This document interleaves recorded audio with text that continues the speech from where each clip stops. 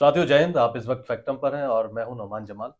और हमारे साथ जो शख्सियत बैठे हैं वो बहुत सारे लोग उनसे वाकिफ होंगे।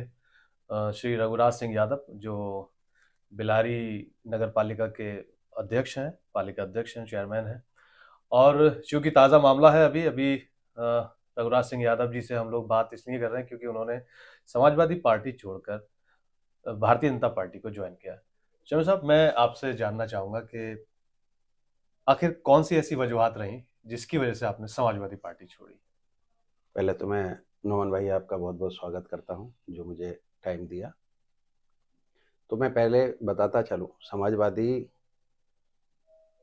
पार्टी में शायद है बहुत ऐसी दिक्कतें हो गई हैं अब, क्योंकि मैं जिस दिन से चेयरमैन बना था मैं लगातार पार्टी कार्यालय से टाइम लेता रहा। एक उनके पीएसओ हैं गंगाराम करके, अच्छा। शायद 500 1000 कॉलें नहीं की होंगी तो कोई लगभग की हैं।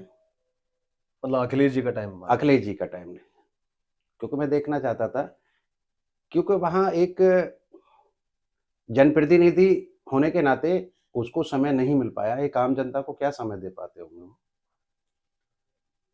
तो कुछ वजहें ऐसी रहीं कि आज समय नहीं मिल पा रहा तो कल क्या समय मिल पाएगा। ये विशेष वजह रही। ये मतलब विशेष वजह रही। मतलब आप ये कह रहे हैं कि कहीं ना कहीं पार्टी हाई कमान में कुछ दिक्कत है जो अपने कार्यकर्ताओं से इजीली तौर पे नहीं मिल पाते हैं, इस विशेष हम तौर अपनी पर। बात कहाँ रख पाएंगे, किससे रखेंगे? किससे रखेंगे। पार्टी के राष्ट्रीय अध्यक्ष ही समय नहीं देते हैं। और तो राजनीतिक तौर पर भारतीय जनता पार्टी चुनने की जो वजह है वो भी हम जानना चाहते हैं, क्योंकि ये बड़ा सवाल है कि आपने पार्टी तो छोड़ी थी लेकिन उसके बाद ध्रुव विरोधी पार्टी भारतीय जनता पार्टी को चुना, जो बस सपा और भाजपा मतलब एक दूसरे के बिल्कुल पक्ष प्रतिपक्ष और कह सकते हैं कि विपक्ष और सत्ताधारी पार्टी से। मैं विपक्ष में होने के नाते मैंने समय लिया, बड़े बड़े जो अपने जिनसे भी मेरा अपने शहर के लिए, क्योंकि मेरी प्राथमिकता है नगर का विकास करना। जी।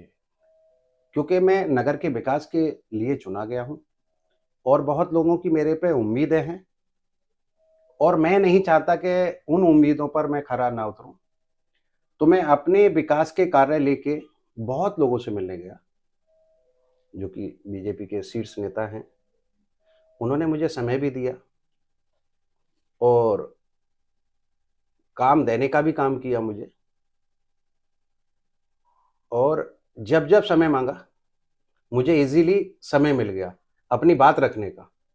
काम होना ना होना ये बात की बात है, मगर मैं अपनी बात कह पाया आपकी एक सत्ता में चलते हुए।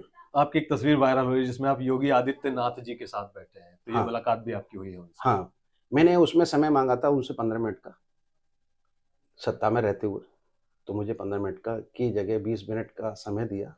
मेरी बात सुनी गई और मैंने जो जो मांगे की गई वो शायद है 10 दिन में करीब उन्होंने उन मांगों पर मुझे बैक लेटर भी आ गया। कुछ योजनाएं अप्रूवल हो गई है, कुछ अभी पाइपलाइन में है। विकास कार्य पे मुझे फोकस करना था क्योंकि नगर का लिए मेरा पहली प्राथमिकता है कि मैं नगर का विकास करूं।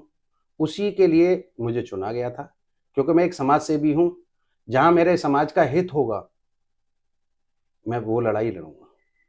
अच्छा रघुराज जी, मैं बीच में आपको रोक कर पूछ रहा हूँ, जैसे आप समाजवादी पार्टी से के सिंबल से बिलारी में चुनाव लड़े और बहुत सारे समाजवादी पार्टी के कार्यकर्ताओं ने आपको चुनाव लड़ाया और आज आप भाजपा में शामिल हो गए हैं। और कहीं ना कहीं जो आपके विरोधी पार्टी के नेता थे ऋषिपाल सिंह, जिनसे आपका चुनाव था, नेक टू नेक फाइट थी और बहुत थोड़े से मार्जिन पे आप जीते थे। तो ऐसे कार्यकर्ता जो आपको समाजवादी के तौर पर देख रहे थे, आप आज शायद जब आप वो भाजपा के तौर पर देखेंगे तो उनको कहीं ऐसा तो नहीं लगेगा कि वो ठगा महसूस कर रहे हो कि उन्होंने वोट दिया आपको? उनके लिए आपके पास में क्या सवाल है? क्या आप उनको कैसे सेटिस्फाई आप उनको करेंगे ये फैसला लेने के बाद? मैं किसी को कार्यकर्ता नहीं समझता, मैं एक भाई की हैसियत से उन लोगों को मानता हूँ जिन्होंने मेरा साथ दिया। मैं उनके लिए हमेशा उनके साथ में खड़ा हूँ। अगर कोई नाराज है तो मैं उसे मना के लाऊंगा, क्योंकि मुझे मेरी विकास प्राथमिकता है। और मैं ये विश्वास दिलाता हूँ, और चूंकि मैंने ये पार्टी ज्वाइन की है तो इसका भी एक नारा है कि सबका साथ सबका विकास, सबके साथ। तो मैं उसी विजन को आगे लेकर आगे चलूँगा, और ना कोई धर्म, ना कोई जाति, कोई भेदभाव के साथ समाज का विकास नहीं होगा। विकास जहाँ चाहिए, जिसको जो ज़रूरत है वो चीज़ मुहैया कराई जाएगी। सरकार से मांग के लेके आऊँगा, जितना ज़्यादा से ज़्यादा होगा उतना विकास शहर के लिए करूँगा, क्योंकि मेरी एक तमन्ना रही है कि मैं बिलारी को आदर्श नगर बनाऊँ। उसी का सपना बिलारी वालों ने शायद मेरे चेहरे में ढूंढा, इसलिए मुझे चुना गया था। मैं उस सपने को टूटने नहीं दूंगा किसी भी हालात में। लोगों का चेयरमैन साहब, लोगों का मानना है कि चेयरमैन साहब ने अपने रास्ते खोले हैं। अभी लोकसभा का चुनाव है, फिर विधानसभा का चुनाव होगा। ऐसे में कुछ टिकट की संभावनाएं भी लोग जता रहे हैं कि आपने कई लोगों की राजनीतिक तौर पर जो है वो अपनी एंट्री मारी है और कहीं ना कहीं विधानसभा या लोकसभा का टिकट मांगने का आपका कयास है, लोग ये भी कह रहे हैं। तो मेरा कोई ऐसा विजन नहीं है अभी चुनाव लड़ने का। कुछ मेरा कोई आगे का ऐसा चुनाव लड़ने का कोई विजन नहीं है, क्योंकि जो मुझे जिम्मेदारी दी है मैं उसको निभाऊं। लेकिन क्योंकि मुझे एक परिवार के नाते बिलारी ने एक रघुराज यादव को वोट दिया, सब चीज छोड़कर। लेकिन जब मैं चुनाव लड़ रहा था तो हो सकता है कि बहुत से लोग पक्ष के भी थे, विपक्ष के भी थे, क्योंकि ये छोटा चुनाव है, ये एक फेस वैल्यू पे भी चुनाव रहता है। बिल्कुल ठीक है। तो हमारी प्राथमिकता सिर्फ विकास के लिए है। लेकिन राजनीति चेयरमैन साहब संभावनाओं का खेल है। जैसे आज आप समाजवादी छोड़ के भाजपा में शामिल हो गए, कल आप कह तो रहे हैं अभी कि मेरा ऐसा कोई इरादा नहीं, लेकिन कल फिर भी आपको कोई ऑफर मिलेगा और आप चुनाव बड़ा लड़ लें फिर, क्योंकि कहा तो कुछ नहीं जा सकता। नहीं, अभी कोई मेरा ऐसा इरादा नहीं। चलिए, हो सकता है कि आपका इरादा ना हो अभी, लेकिन लोग चूंकि संभावनाएं बना रहे हैं और लोगों का ये मानना है कि कुछ ना कुछ तो होगा। अब आप बड़ा चेहरा हैं और क्षेत्र में, और कहीं ना कहीं लोगों को बहुत सारी उम्मीदें भी आपसे होंगी। भाई, लोगों का नजरिया है, वो कैसे सोचते हैं, कैसा तय करते हैं, सब बात है।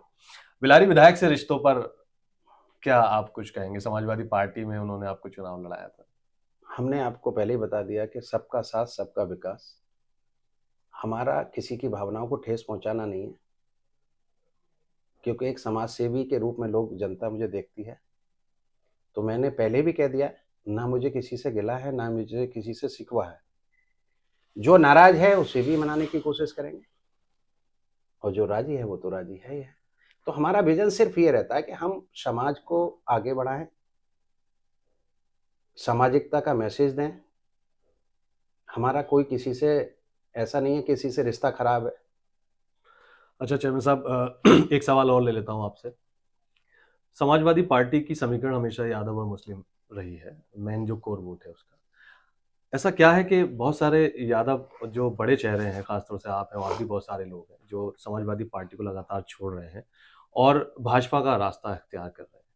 तो अब ऐसे में जो मुस्लिम वोटर है, उन्होंने बड़े पैमाने पर बीते विधानसभा चुनाव में समाजवादी पार्टी को वोट दिया है, तो उनमें इस फैक्टर का प्रभाव नहीं पड़ेगा? वो लोग तो इस तरह की पार्टी नहीं छोड़ रहे हैं, या क्या आप इस पर कहेंगे? कि कल मैंने जो देखा मैं उसके बारे में बता दूं आपको। कल शायद मुस्लिम समुदाय से भी बहुत सारे लोग थे वहां पर ज्वाइनिंग करने वाले। तो ऐसा नहीं है कि खाली यादव या कोई और है, जिसको जो पसंद आ रहा है वो अपनी चॉइस से चुन रहा है। तो ऐसा नहीं कहा जा सकता कि भाई यादव छोड़ रहे हैं या मुस्लिम नहीं छोड़ रहे हैं। मैंने देखा कल मेरे साथ साथ एक कोई अकरम भाई थे, उन्होंने भी ज्वाइन किया। दाढ़ी वाले हैं बकाया? हाँ, हाजी जी हैं कहीं। हाजी जी हैं कहीं के। तो ऐसा नहीं है। अच्छा चेयरमैन साहब, बिलारी में समाजवादी पार्टी की सिंबल से आप जीते थे। उन वोटर्स को और उन सपोर्टर्स को विशेष तौर पर आप कैसे कहेंगे, जिन्होंने आपको समाजवादी पार्टी के सिंबल से जिताया? देखो नुमान भाई, शायद पूर्व में आपने पहले भी चुनाव देखे थे, समाजवादी के सिंबल पर भी लोगों ने वोट दिया है, मगर पहले भी समाजवादी के सिंबल पर वोट मिला था।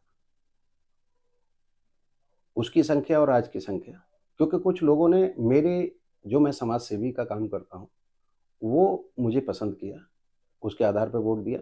मैं उन लोगों का भी सम्मान करता हूँ जो पार्टी के लोग हैं, मैंने कहा कि उन लोगों को मनाने का काम करेंगे और उनकी संभावनाओं पे किसी भी व्यक्ति के, क्योंकि आज मैं 41,000 वोट है बिलारी में, मैं सभी का चेयरमैन हूँ, तो मैं उन सब की किसी की भावनाओं को ठेस नहीं पहुंचाऊंगा, उस तरीके से मैं काम करूंगा। यादव समाज की क्या प्रतिक्रिया है यहीं क्षेत्र से, खासतौर से क्योंकि लोकसभा का चुनाव सर पर है चेयरमैन साहब, यादव समाज की क्या प्रतिक्रिया आई आपके पार्टी छोड़ने पर? अभी कोई ऐसी प्रतिक्रिया नहीं आई है, आएगी तो बात की जाएगी। मुस्कुराते हुए अंदाज में आप, मतलब उन्हें भी संभाल लेंगे कहीं ना कहीं?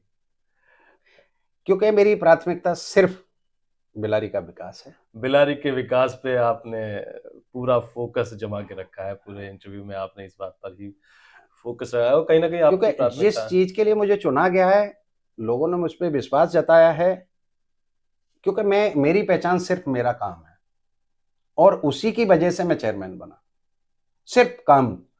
तो मैं ये दिखाना चाहता हूं, और मैं, क्योंकि सभी लोगों के सहयोग से, ऐसा नहीं है कि मैं अकेला कहीं कोई मुकाम पर पहुंच जाऊंगा।